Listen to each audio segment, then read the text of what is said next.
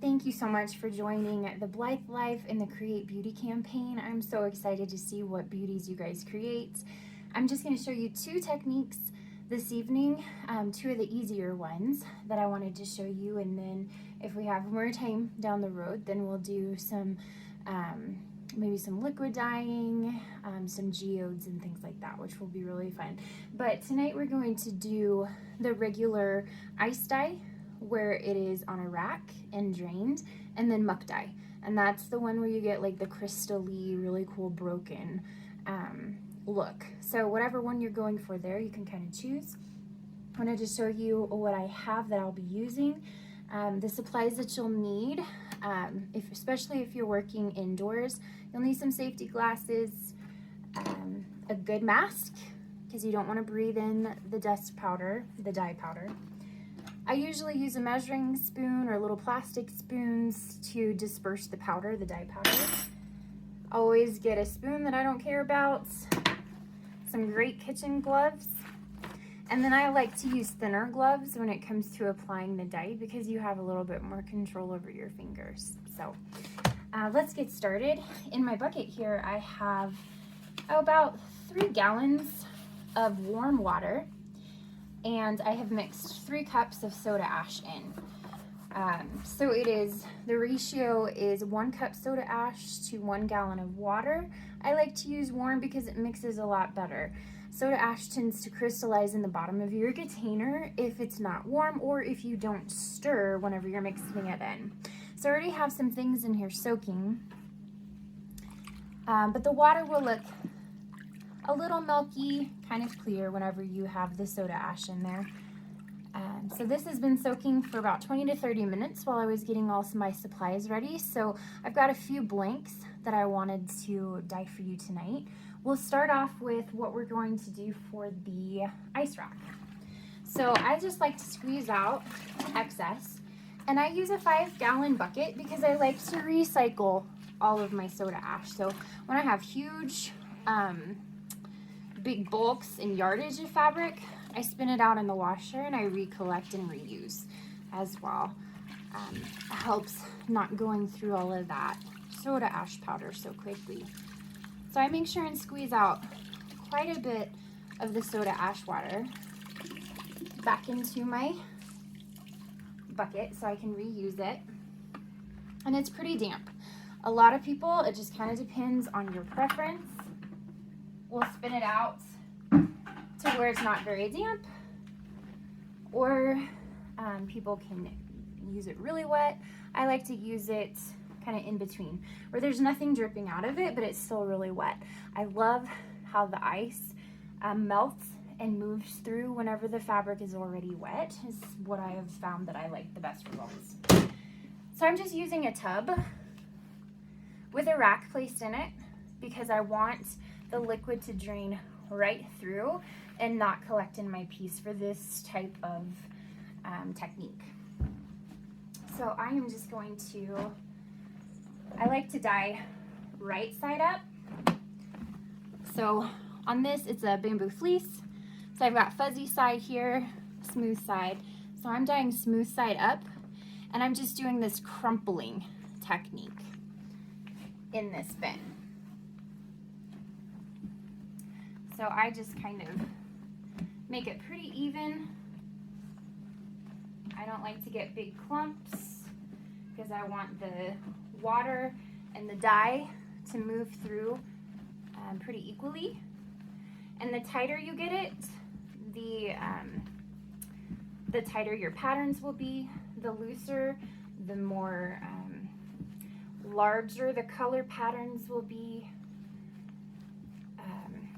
So it kind of just depends how you like it. If you get it really packed, really tight, this whole spot here will have whatever color you put here.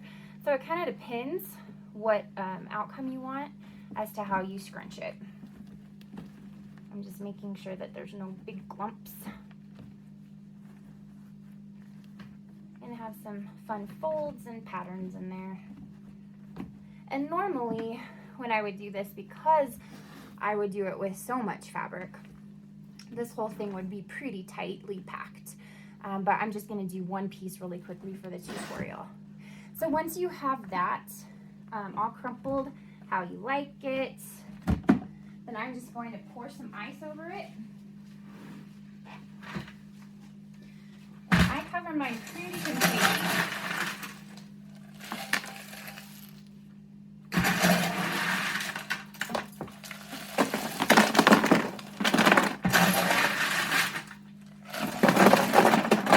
The edges because I want everything to be covered. I don't like dye stripes. Dye stripes is when the powder will hit your powder directly on where it didn't have the barrier of ice. I love the melted look and effect. So I think that's covered pretty good. I don't get shy with ice. I like to make sure it's covered really well. Okay. And I'm going to take off these big gloves just because I don't have a lot of control. And normally I would stick on these little vinyl gloves. I'm just going to use my hands because I'm outside and I don't care if I make too much of a mess. So the dye that I prefer using is fiber reactive dye. This one specifically is from Dharma Trading Company, one of my favorite companies to buy dye from. So you can get it in several different sizes. You can find the little 2-ounce tubs. I believe these are the 1-pound tubs. And then they go all the way up to like the 5-pound big tubs of dye. So it just kind of depends on how much you like that color and how much you're going to be doing with that color. So on this specific one, I need blue and teal insert fabric. So that's all I'm going to put on this one. So I'm going to come over here and grab my teal.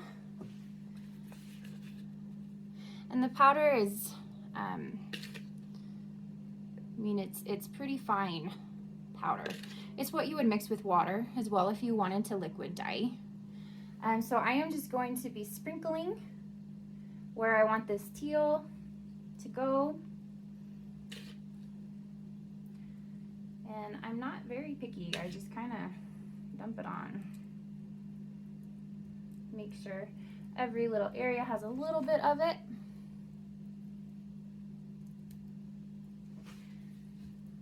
And in between colors, I always make sure and have some paper towel handy and wipe out this spoon because I don't want to mix powders.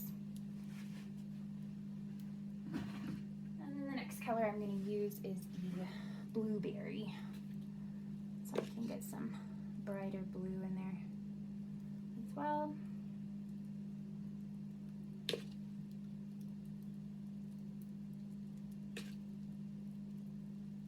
Just to where all of my ice is covered. Now I'm pretty liberal with dye. I know a lot of people, it kind of depends on what effect you're looking for. If you want really saturated color or if you like a more white in between, I personally prefer pretty covered. So you don't see much bare ice there. So what I'm gonna do now is just set it to the side. Keep it in a warm place. Sorry for the shifting there. I'm trying to put the camera back down. Put it in a warm place and let this ice melt. You will want to let it batch for about 24 hours.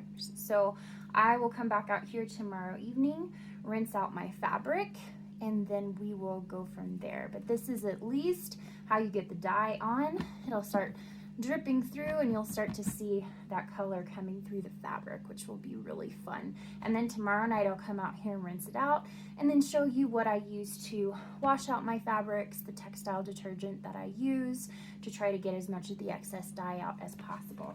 So I'm going to move this to the side and I'm going to show you muck dye. So muck dye is what gets that really crystally, almost glass effect. Just gonna wipe up my space here. I got some teal all over the place. I mean, this powder, that was just an itty bitty little pile of powder. I mean, it's messy. So make sure you have a drop cloth if you're doing it inside, and clean up and wipe up as you go so that you don't dye everything around you. I'm gonna get my gloves back on real quick and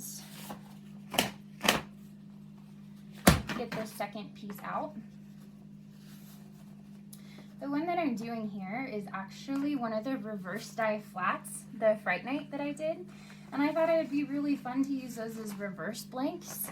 I believe it was Christy on the chat page. She was asking if she could do that with her Fright Night diaper. And I was like, okay, that's genius and so much fun. So I'm gonna do one of the Fright Night flats. I'm gonna do the same thing. I'm just gonna squeeze out all the excess soda ash water.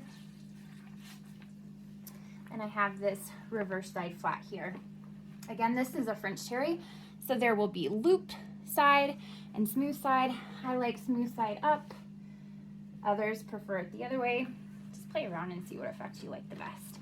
So when it comes to muck dye, I like to have it in a small container and have it really, really, really tight. In fact, I would probably use a smaller container than even this. But we're gonna move it around, make sure there's no big lumps or bumps, because I want that to flow freely through all of the layers and make sure it gets good color saturation. Okay. I push it down in to where it's pretty tight, to where you get some creases and folds, and it's pretty tightly packed down in your container. So then I will put the ice on.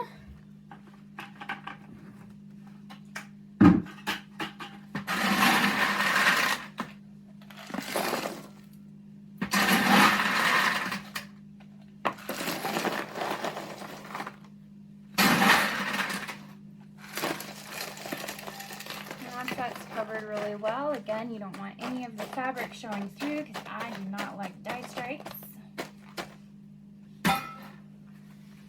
I'm going to take my gloves off and we're going to do some really fun colors. So let's have Mermaid's Dream, which is this really cool green, blue, teal ocean color. And I'm going to put that on kind of randomly.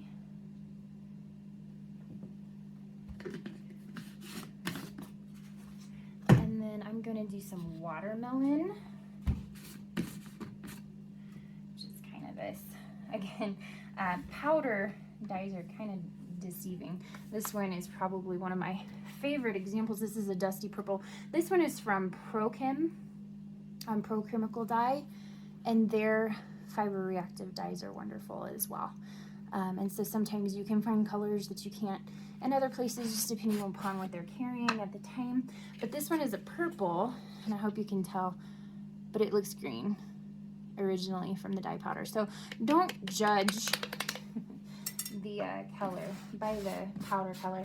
What I like to do is take just a paper towel, and I like to put just a little bit of dye powder on it. And then I will put, let me see if I have some water. I will pour a little bit of water on it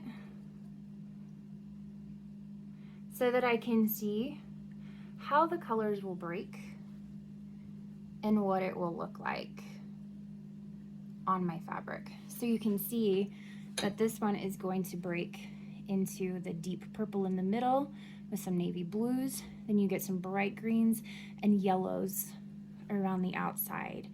And so you could honestly just put this one color over ice and you'll get all of this variation of color in your project. So that's another fun thing that I love doing. You can really see what it does on the back. Before I dye anything, I always do testers and see that my colors are gonna look good together. And then after you do it a few times, you know what colors definitely don't flow together and what your preferences are. So I'm just gonna put a little bit of watermelon in here. And then let me see, some black cherry. And I like to kind of overlap colors. because it makes new colors. And I just really like to see a whole bunch of, nothing I ever make is the same. I can hardly ever recreate anything. It would probably help if I wrote things down, but I don't. This to me is a little bit more fun. You never know what you're gonna get. I'm just gonna keep trying to put the wrong lid on. Just a minute, baby. What else do we have? A little bit of power berry. Okay. So I'm gonna let this sit.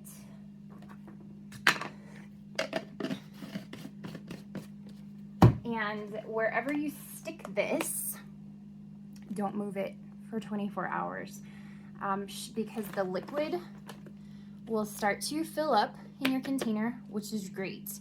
You will think you will have a muddy black-brown mess, but I promise you as you start rinsing this out, you will not. But make sure you don't shift or bump it whenever it's sitting and batching because you don't want those colors to get muddled. So wherever I sit this, I won't touch it or let anybody else touch it for 24 hours. And then I'll come out here, pour it off, rinse it, and I will definitely show you what it's gonna do. So come back tomorrow night and I will post rinsing and washing, and then the next night I'll post some results.